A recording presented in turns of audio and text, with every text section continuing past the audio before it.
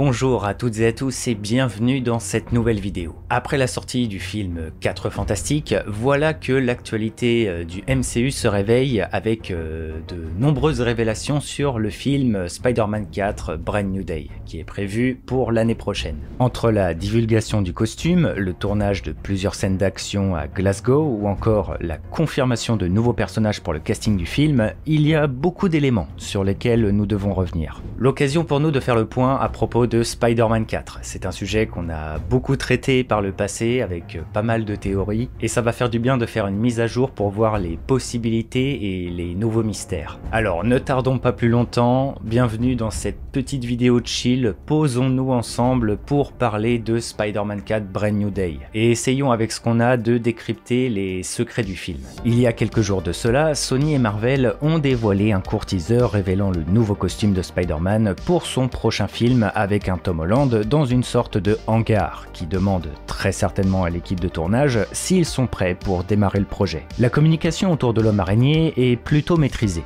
Car en réalité, outre la hype, ce reveal possède avant tout un côté pratique. Dans un sens, le hangar rappelle l'annonce du casting d'Avengers Doomsday, avec les fameuses chaises. Je pensais presque, à la base, que c'était une référence. Mais surtout, le reveal du costume est avant tout là pour concorder avec le début du tournage du film. Vous l'avez très certainement vu sur les réseaux sociaux, mais de nombreuses images ou vidéos de fans tournent en ce moment, montrant Tom Holland et l'équipe du film en train de tourner plusieurs scènes en plein Glasgow, transformé pour l'occasion en rue new-yorkaise. Bien que les fans vont naturellement partager ce qu'ils ont vu, le teaser permet donc à Sony et Marvel de révéler proprement le tout nouveau costume qui finirait inévitablement avec le tournage sur les réseaux. À propos du costume en lui-même, alors je ne sais pas ce que vous en pensez, vous allez me le dire dans l'espace commentaire, mais personnellement j'aime beaucoup ce que je vois. Nous semblons être sur une mise à jour du costume présenté à la fin de No Way Home. Un costume qui en dit long, car Spider-Man Brand New Day incarne une véritable nouvelle ère pour l'homme araignée. Tout comme l'arc des comics portant le même nom, nous allons avoir aujourd'hui un Peter Parker plus adulte, seul dans un monde qui a oublié son identité et avec de nouveaux enjeux et galères quotidiennes.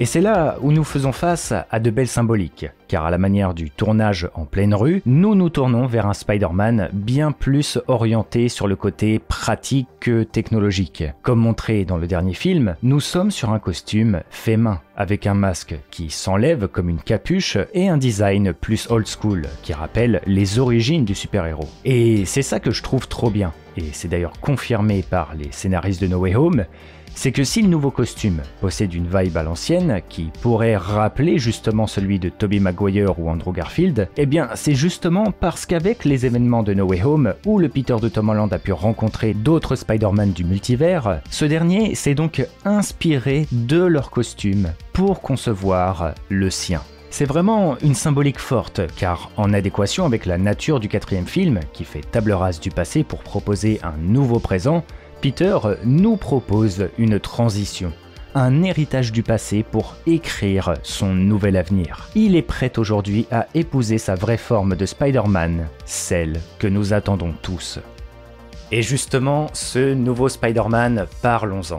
Que révèlent les scènes de tournage à Glasgow? Dans ses premières images publiques, parues il y a quelques jours, nous avons pu apercevoir le tournage de scènes de course-poursuite, avec des voitures de police ou camions blindés, des scènes de cascade et de haute voltige, avec la doublure de Tom Holland dans le costume, ce qui veut dire qu'on va donc avoir de belles scènes de swing dans les rues de New York, et ajouté à ça, nous avons aussi eu la présence d'un gros tank avec un logo de tête de démon de couleur rouge et un Tom Holland qui semble interagir avec. Pour beaucoup, et cela rejoint les théories que nous proposions il y a quelque temps, le logo présent sur le tank serait en lien avec le gang des Zainer's Demons, des sbires qui sont justement à la solde de Mister Negative. Un antagoniste qui colle parfaitement à l'ambiance du film, puisque Mister Negative respecte la règle de Sony de proposer des antagonistes différents dans les films de l'homme araignée. En plus de cela, il est un vilain iconique de l'arc Brand New Day des comics, d'où vient le titre du film, et il permet également un lien symbolique avec Tante May, étant donné que dans son histoire, Martin Lee, le vrai nom de Mister Negative, se sert du fist comme couverture pour ses opérations. L'association d'aide aux sans-abri et des plus démunis qui a précisément été fondée par May dans la saga des films.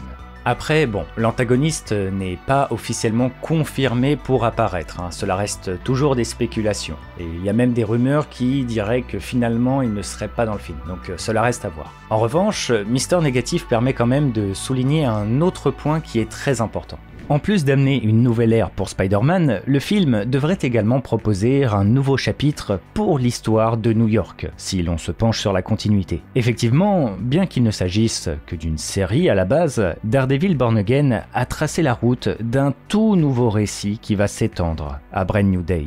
Wilson Fisk est devenu le maire de New York. Présenté initialement comme le boss de la pègre, le malfaiteur après son passage en prison nous a proposé une ascension fulgurante où il est redevenu le mythique chef du crime qu'il était, avant de carrément gagner les élections et devenir maire de toute la ville. La première saison de Born Again permettait donc d'installer tout le contexte nécessaire, car Wilson, en tant que dirigeant, va installer une véritable politique d'anti-justicier et continuer ses magouilles sur une échelle bien plus grande grâce à son nouveau titre. Et c'est là que c'est intéressant, car Daredevil Born Again va nous proposer en mars 2026 sa seconde saison, et la dernière, juste avant du coup Spider-Man Brand New Day qui est prévu pour juillet. Et ce que je veux dire par là, c'est que la série Daredevil nous propose un Kingpin au sommet de sa carrière. En tant que maire, il est redevenu le boss iconique de la pègre de New York. Et la seconde saison va très certainement nous montrer les conséquences de tout ça, mais également nous proposer sa fin,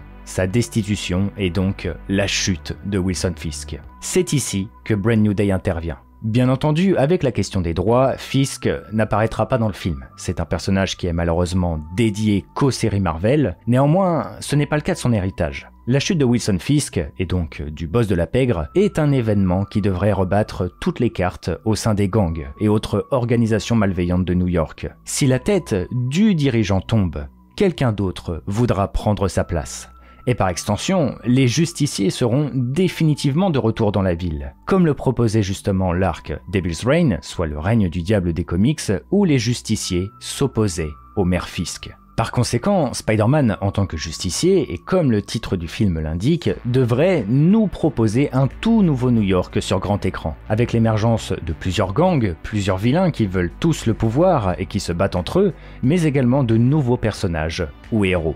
Quelle belle transition pour parler justement du casting du film et des nouvelles têtes qui sont officiellement confirmées pour apparaître. Pour immortaliser les événements de la série Daredevil et marquer cette continuité dont nous venons de parler, c'est désormais officiel, Frank Castle, le Punisher, va faire son grand retour et jouer un rôle important dans Brand New Day. Mais ce n'est pas tout, car notre célèbre Bruce Banner, plus connu en tant que Hulk, est lui aussi officiellement confirmé pour Spider-Man 4. Pareil pour Michael Mando, dont les stories sur Instagram nous annoncent qu'il va faire son grand retour pour enfin incarner le Scorpion. Rien qu'avec ces trois personnages, il y a déjà beaucoup à dire. En fait, même si ce film Spider-Man est censé proposer un renouveau, il ne faut pas oublier qu'à la fois Sony et Marvel, et donc Disney, sont impliqués. Ce que je veux dire, c'est que quand bien même Brand New Day nous propose une aventure 100% solo sur un Spider-Man désormais adulte, Marvel, de son côté, via les accords, doit marquer le long métrage de l'empreinte du MCU, avec entre autres des entités qui font partie de son univers cinématographique. C'est pourquoi, par exemple, dans la première trilogie, alors que Peter n'était encore qu'un jeune Spider-Man, il était accompagné des héros du MCU, qui incarnaient entre guillemets une sorte de rôle de mentor, comme Tony Stark, Nick Fury ou encore Doctor Strange. Par conséquent, outre la hype que le casting peut générer, l'arrivée du Punisher, de Hulk ou encore le Scorpion possède une utilité scénaristique et un rôle symbolique d'après moi. Si on prend le Punisher, le personnage est, comme on le disait, ici pour représenter la continuité des événements de New York, provenant de la série Daredevil Born Again, qui va se terminer 3 mois avant la sortie de Brand New Day. Frank Castle joue un rôle dominant dans le combat contre Wilson Fisk, en tant que maire. Il a rejoint la cause de Daredevil, et plus que ça, ce dernier va même avoir un épisode special sur Disney+ l'année prochaine. Un projet de court-métrage, comme Werewolf by Night ou Les Gardiens Spécial Noël, destiné à étoffer le parcours de Frank Castle qui s'est échappé de la prison de Fisk. Et plus que ça, le Punisher va permettre en plus d'amener une confrontation de vision.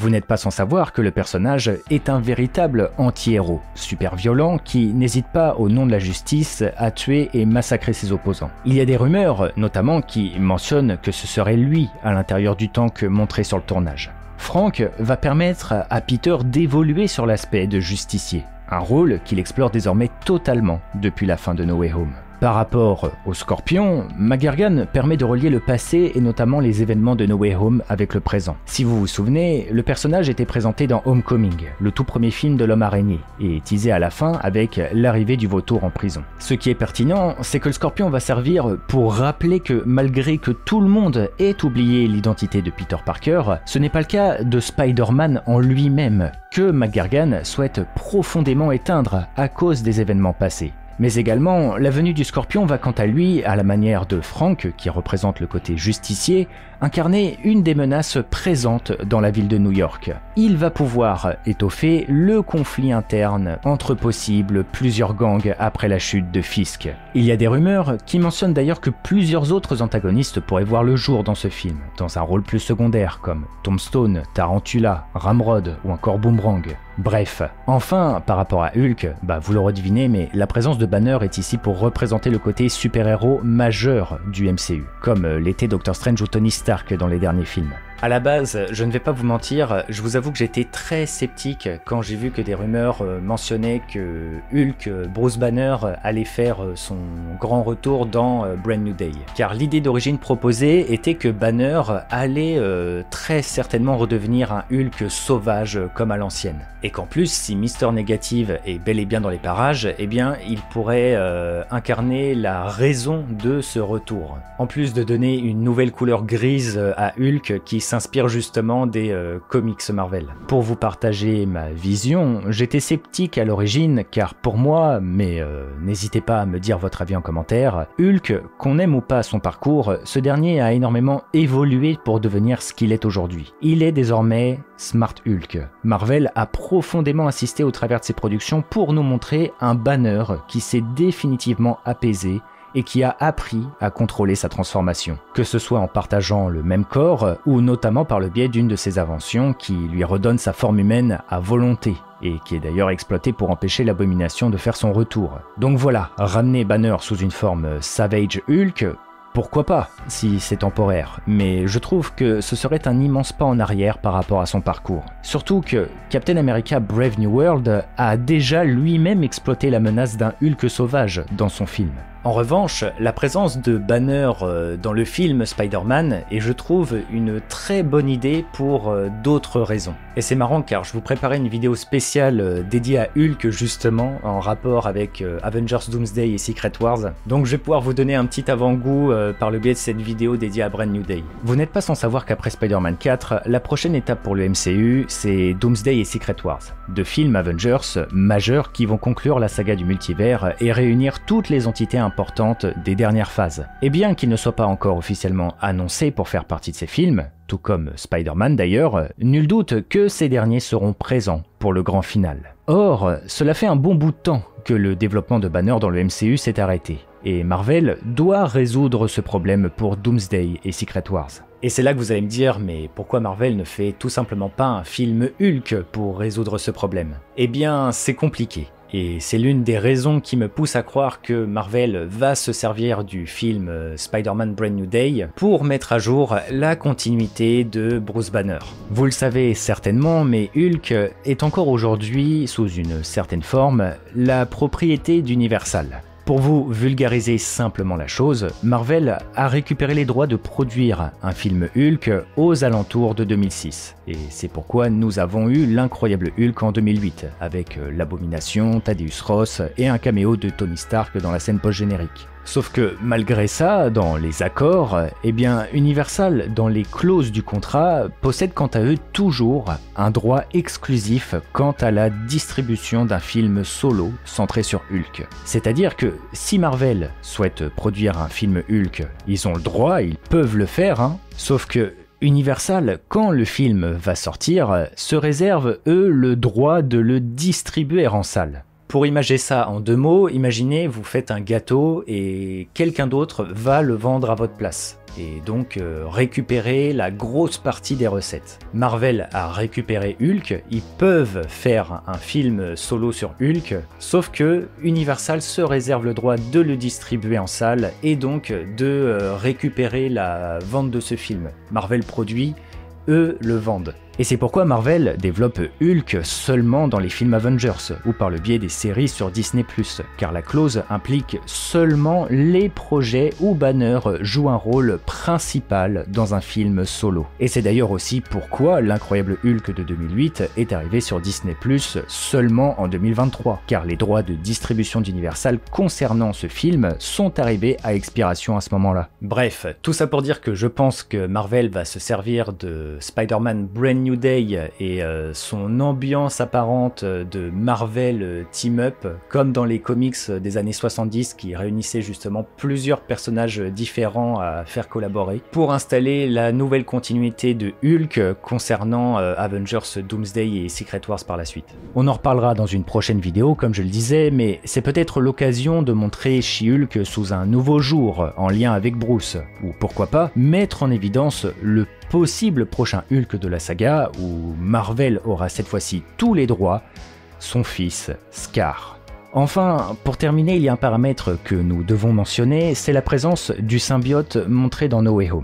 On en a beaucoup parlé par le passé, mais il sera intéressant de voir enfin l'impact de ce dernier avant justement l'arrivée de Doomsday. J'aimerais personnellement beaucoup voir le symbiote s'immiscer dans le récit et se lier à plusieurs personnages avant de conclure le film sur la fusion avec Spider-Man. Je dis ça car, par exemple, le Punisher, bien que le personnage soit incroyable, si ce dernier confronte Hulk et Spider-Man avant de se joindre à eux, comme le laissent sous-entendre certaines rumeurs, il va bien falloir que Frank Castle ait les capacités de se mesurer à eux. Mieux que ça, Michael Mando, l'acteur du Scorpion, a teasé en story Instagram une image de comics montrant le Scorpion et Venom ensemble. Et ce n'est pas un hasard parmi les ennemis de Spider-Man. Le Scorpion est l'un des antagonistes qui a le plus longtemps porté le symbiote. De quoi créer un ennemi surpuissant dans Brand New Day pour faire face à Peter Parker, et notamment Hulk, si ce dernier est lui aussi présent dans la bataille.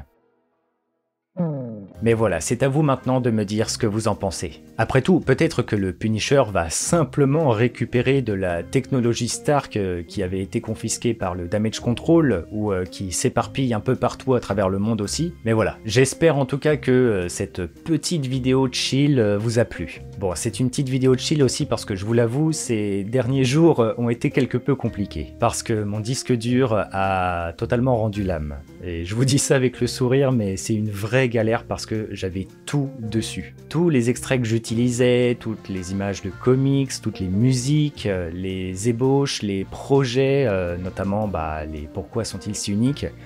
Là, j'ai tout perdu. Donc je vous avoue, je profite de ce mois d'août pour essayer de tout reconstruire et que ça soit opérationnel. Mais ne vous en faites pas, je vais quand même vous sortir de belles vidéos ce mois-ci. Sur ce, n'oubliez pas de laisser un petit pouce bleu, c'est très important, et à vous abonner à la chaîne. Et si vous avez un petit boost sur votre téléphone, n'hésitez pas à l'utiliser car c'est un vrai soutien pour le créateur. Allez, on se retrouve pour la prochaine vidéo, je vous remercie de m'avoir écouté jusqu'au bout, c'était Argorok, ciao tout le monde.